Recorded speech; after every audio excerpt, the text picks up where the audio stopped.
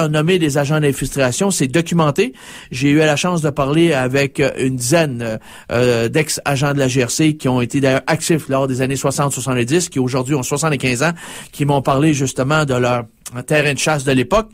Et la FTQ était très peu infiltrée. Et dans les années 70, qu'est-ce qu'on a pu apprendre par le juge Denis Dionne, qui est décédé il y a pas longtemps, lors de la commission d'enquête sur le crime organisé, qu'il y avait un bonhomme qui s'appelle André Dédé Desjardins, qui était le baron, justement, du syndicat des plombiers. Et lui, ce bonhomme-là, est devenu le roi de la construction, the King of Construction in Québec.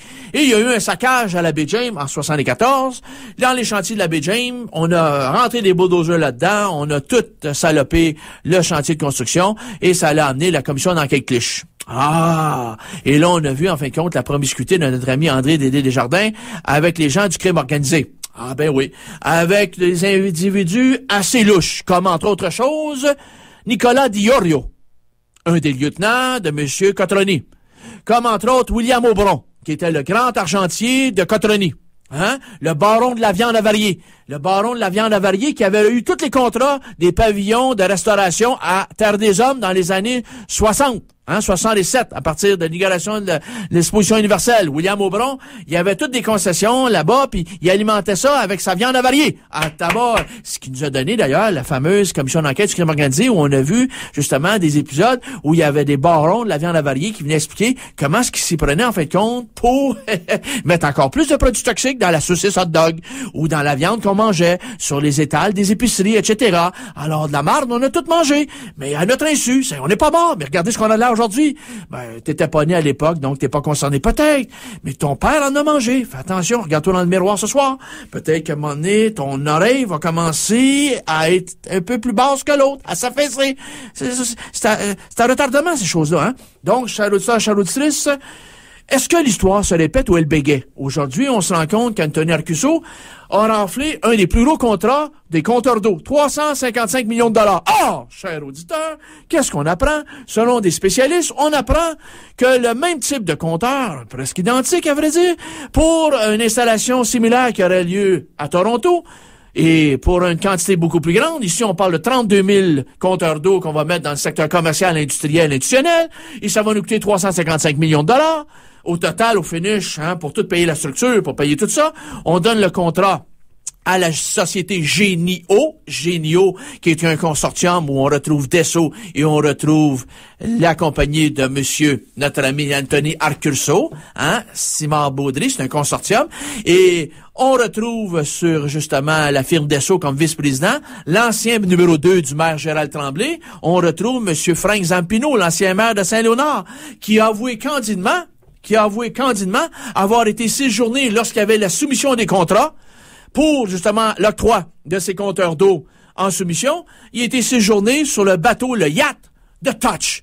Le bateau de M. Anthony Arcusseau aux Bermudes s'appelle The Touch. Just touch me. Baby, touch me. Ah, touch me where you can, avec une liasse de dollars et une enveloppe brune. Et notre ami Anthony Arcusseau a reçu son ami. Il avait également reçu, à peu près à la même époque, M. Arsenault, le boss du Fonds de solidarité de la FTQ Construction. Avec la FTQ, ils en ont eu pour 244 millions des contrats. Pas de problème. C'est par ici que ça se passe. Amenez-moi l'argent. Et on va mélanger peut-être du neuf avec du sale, du propre avec du sale. Le dé, c'est toujours fait des profits nets avec de l'argent sale. L'as-tu pogné? Toc, toc, toc. Faire des profits nets avec de l'argent sale. C'est pas compliqué à comprendre. Ben voilà. Et Michel Arsenault était accompagné de son numéro 2 de la FTQ Construction, Monsieur Jean Vallée, qui lui était le body de qui? De Louis Laberge, mon oncle, tonton Louis Laberge. Et qui était l'ami intime de Anthony Arcusseau, le boss, justement, de Simard Baudry, de Louis Beau Construction, de Yprescon et de Marton Construction? Ben, c'était nul autre. Et de Génio, c'était nul autre que notre ami Louis Laberge. Il l'appelait d'ailleurs son père spirituel. Était boy, Louis, le même qui a pogné une débarque en pleine conférence de presse parce qu'il était pacté.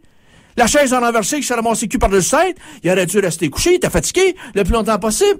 Là, maintenant, les écuries d'Augia sont corrompus jusqu'à la moelle. Il faut faire un grand ménage là-dedans. On se rend compte que la commission d'enquête Clich a pas fini la job, que la commission d'enquête sur le crime organisé a pas fini la job. On sait qu'un même projet à Toronto, pour 419 000 compteurs d'eau, ça va coûter 200 millions de dollars. Ça reviendra à 471 dollars du compteur. Alors qu'ici, ça nous revient à 3500 piastres du compteur.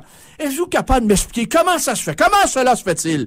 Qu'ici au Québec, quand on fait un chantier de construction pour une autoroute, pour un hôpital, pensez au CHUM qui s'en vient, ça va-tu nous coûter en surfacturation par surcoût? Comment ça se fait que ça coûte toujours entre 15 et 20% plus cher? Comment ça se fait que les chantiers sont souvent victimes de retard? Comment ça se fait qu'il y a du vol d'équipement? Il y a toujours paquet d'irrégularités chez Sentier. Et puis, comme par hasard, qu'est-ce qu'on retrouve là? Encore une fois, la clique de la FTQ. Bon, alors là, chers auditeurs, il faut vraiment se poser des questions. Comment a fini ses jours André Desjardins? Il a fini ça en 2 chars dans un stationnement d'un restaurant à Montréal-Nord parce qu'il était devenu un Sherlock, un prêteur usuraire pour le compte de Maurice Mambouché. À vrai dire, il a été avec la mafia toute sa vie. La mafia, c'est comme le service secret, chers auditeurs. Quand tu rentres là-dedans un jour, tu sors jamais en marchant, mais les pieds devant. Tu restes dans la mafia ou dans les services secrets toute ta vie, même si tu dis que tu as pris ta retraite. Mafia un jour, service secret un jour, service secret toujours, mafia toujours. Faites-vous pas d'illusions. Et dans bien des cas, chers auditeurs, chers auditrices, les services secrets pratiquent toujours ce qu'on appelle la tactique de l'oignon. Il faut toujours qu'il y ait plusieurs couches successives autour, justement, de notre quartier général, là où se prennent les décisions des services secrets. Les couches successives, les couches extérieures sont prêtes à être sacrifiées. Si jamais, à un moment donné, il y a un dérapage ou une magouille. Et ces couches successives, on les donne en sous-traitance. Nous, on a une sale job à faire. On va sous-traiter. On va donner ça, justement, à nos petits amis des services de l'honorable société, tu sais, ils ont des services spéciaux, eux autres. L'escouade des Bone Crushers, ils vont faire la job. On sous-traite, on fait ça en sous-traitance, souvent avec les services du crime organisé, avec la mafia, carrément la mafia. Alors, chers auditeurs, chères auditrices, je pense qu'à un moment donné, il va falloir mettre les pendules à l'heure. Il va falloir se réveiller. Et là, ça fait 2 dossiers consécutifs que notre ami Gérald Tremblay, le maire qui parle de transparence à chaque 2 lignes, et le projet Catania. Et là, il vient d'avoir un incendie au projet Contrecoeur. Et encore une fois, c'est Catania qui était le réalisateur de ça. C'est tous des projets qui concernent M. Frank Catania. Frank Catania, il a versé 35 000 $ au Parti libéral du Québec l'année passée, dont, entre autres, 16 500 $ à l'ADQ, puis juste 8 100 $ au PQ, mais le PQ pour pouvoir. Donc, c'est le Parti libéral du Québec qui est le plus important. Vous savez, le crime organisé ici au Québec, les mafieux, ça a toujours été du côté du rouge. Hein? Ils aiment ça, la couleur rouge. Et, chers auditeurs, chers auditrices, faut savoir aussi que Frank Catania a été vu au bar Costanza à Saint-Léonard en compagnie de Nick Rizzuto le 15 juin 2004. Et ça, on le sait grâce à l'enquête Colisée, la grosse arrestation de l'enquête Colisée il y a 2 ans. Correct? Ça, on le sait. Là, il va falloir que quelqu'un allume, là. Hein, le Société de développement et d'habitation de Montréal, qui a fait un contrat avec Catania, il faudrait peut-être en parler. Et son fils, Paolo Catania, lui est président du groupe Catania. Il a versé 3 000 $ au Parti libéral du Québec en 2008. Frank Catania, lui, m'a dit... il faut se poser des questions. C'est quoi les relations qu'il peut avoir avec le clan Rizzuto, avec Nick Rizzuto, avec Rocco Solicito, avec Franco Arcadi, avec Vito Rizzuto, le fils de l'autre, avec Paolo Randa. Faut aller au fond de ça. Faut aller trouver les affaires. Et puis, notre ami Frank Zampino, vice-président chez Desso, qui la firme d'ingénierie, ceux qui ont fait justement le devis pour les soumissions, pour les contrats de compteurs d'eau, c'est la firme BPR. Et la firme BPR est souvent chargée de vérifier les chantiers de Desso. Il n'y a pas un peu de conflit d'intérêt là-dedans? Ça sent pas un petit peu bizarre, cette affaire-là?